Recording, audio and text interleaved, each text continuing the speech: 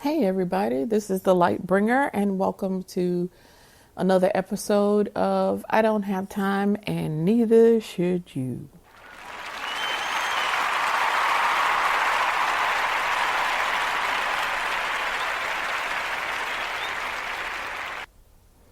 So, I want to first of all thank everybody who has taken the time to listen to my reflections on cultural and educational kinds of things so far. I want to thank you guys for listening and for your encouragement.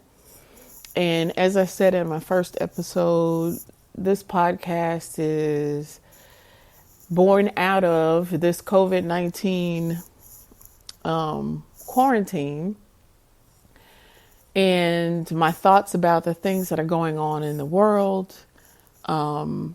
And it's born out of the desire to share thoughts and to hopefully spark conversation and to also spark interest in some of the topics that I talk about, and maybe get you interested in researching and finding out more information and knowing things for yourself, because I am a teacher. It's important for me to help you learn and be better. And given all the kinds of things that are going on in the world today, you know, it's important for us to kind of think differently, because we're talking about wanting to change stuff and do better and all that kind of stuff. But we got to change ourselves first. So in the last podcast, I talked about what was bothering me and the fact that I didn't have time for this hashtag on Twitter called Black in the Ivory. And I, wanted to talk about so-called Black people, academics who are making their careers in predominantly white institutions, and the fact that they are, oh my God. Okay, so I wanted today, since I talked about the hashtag I don't have time and neither do you for the hashtag Black in the Ivory, and I brought to your attention last time that most of these institutions that we now call PWI, or predominantly white institutions, were founded in the United States primarily to create, maintain, and perpetuate white supremacy. And so therefore, if you are a person of color who goes to work at these institutions, why are you surprised when these things happen? The other thing is, here we are in 2020 and there are people still talking about they're the only Black this and this department. Why do you think that is? But anyway, I digress. So today, what I want to talk about, since I talked about, PWIs and predominantly white institutions, I want to talk about HBCUs. And that is historically Black colleges and universities. And I told you in the first episode that it has been my choice to work at these institutions that have been set aside and were created for Moors, people who look like me, so-called Black people, and the fact that they have been set aside and were created also to help perpetuate white supremacy.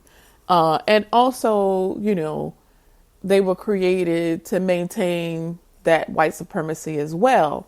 While that is the case, though, these institutions have, in my view, emerged to often be one of the few places to resist white supremacy.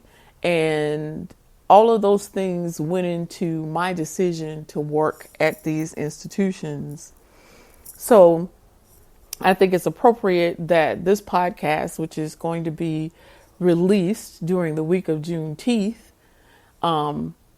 that we talk about what these institutions were created for, how they have also contributed to notions of white supremacy while at the same time battling against it. So, like I said, this is Juneteenth, and we know what Juneteenth, well, some of us know what Juneteenth is. Juneteenth is June 19th, and we celebrate June 19th, 1865, and we celebrate this date because, according to the history books, this was the day that Union soldiers finally went into the Gulf of Mexico and let people in Texas, particularly those who were enslaved in Texas, know that the Civil War had ended and that there was such a thing as the Emancipation Proclamation, which became official in 1862, that officially said that the United States president had abolished slavery. And so it is celebrated because it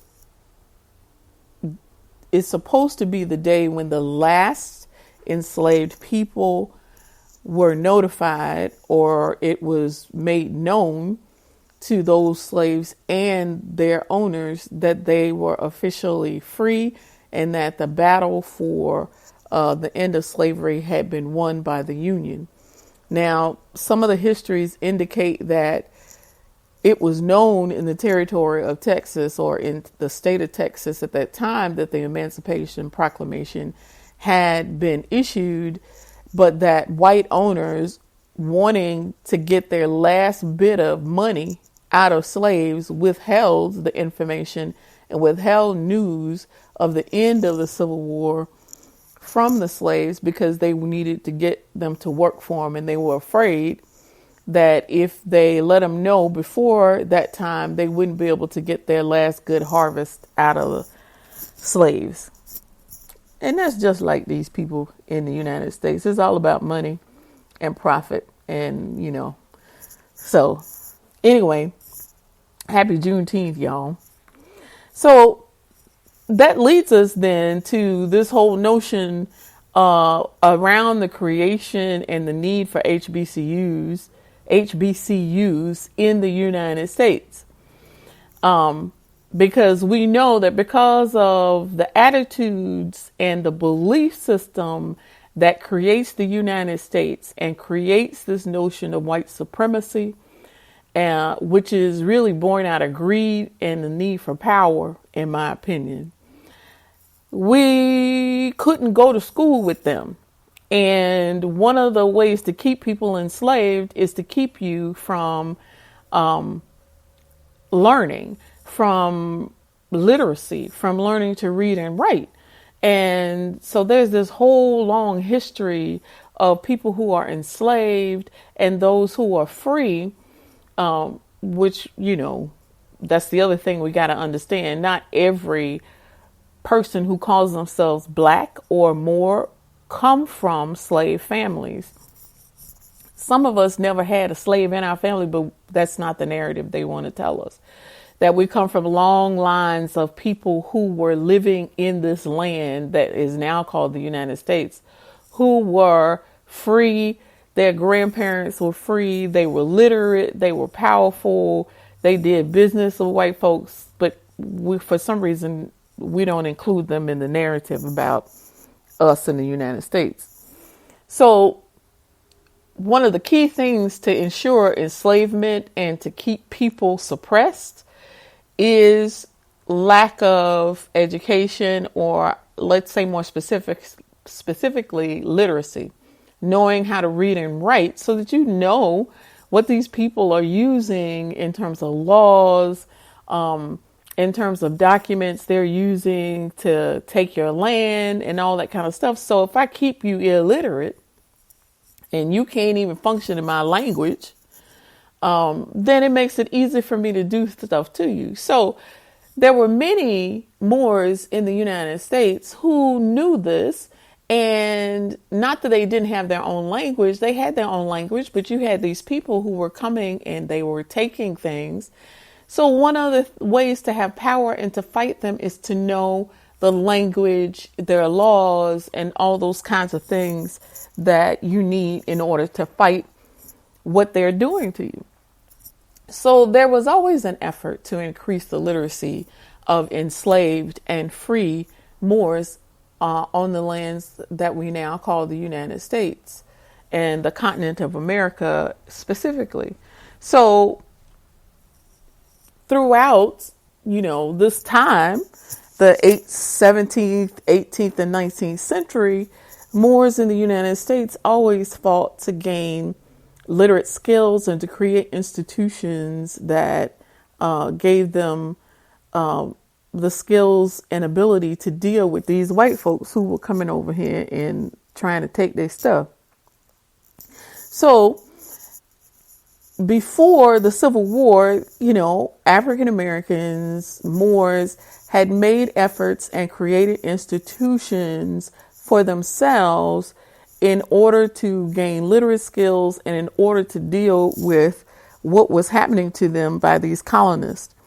And so the notion of, actually the first institutions that we now call HBCUs, began in as early as the 18th century.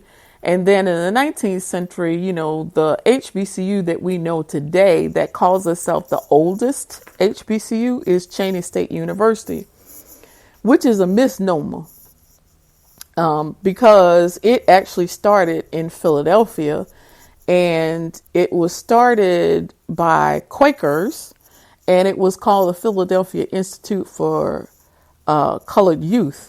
And it was set aside, one of the impetuses for white people starting these institutions was so that they could get more labor and more sophisticated labor from the colored folks and the African Americans and the Moors that they were trying to do business with.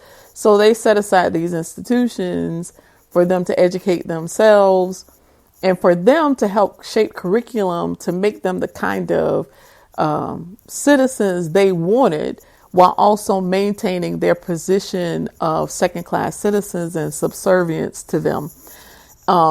However, what happened at many of these institutions, like the Institute for Colored Youth, for example, is that, once you educate us and we start thinking for ourselves and we start looking at your civilization, then we start changing how we look at educating our own people. And that's what happened with the Philadelphia Institute for Colored Youth. And then what also happens is that they happen to get this woman principal called Frances Jackson Coppin in about 1868 or 70 when she graduates from Oberlin College, which was really one of the first schools in the United States to actually allow students of all races and colors and backgrounds to attend and receive degrees from. She goes, and this black woman, she comes up with her own ideas about what her students need and all this kind of stuff. And then her students and graduates start showing up, everybody, including the white folks. And even they know better. Her students can recite their history and their mathematics and languages better than they can. And then what we have is this accommodationist, I don't know if he's an accommodationist, but anyway, let's say Booker T comes and he begins to become popular with white people because his notion about the educational needs of African Americans is different from some of these other institutions. And he comes to the Philadelphia Institute for Colored Youth, looks at the curriculum, and actually makes a recommendation to the Quaker board that they are studying the classics and languages and these other Western bastions of knowledge a little too much. And he says in a letter to the board that they need to be pushing brooms and mopping more than they need to be reciting Latin verbs. And so based on his recommendation, they dismissed this black woman who had been principal longer than anyone else at the Philadelphia Institute for Colored Youth. And he tells them they need to move to an industrial model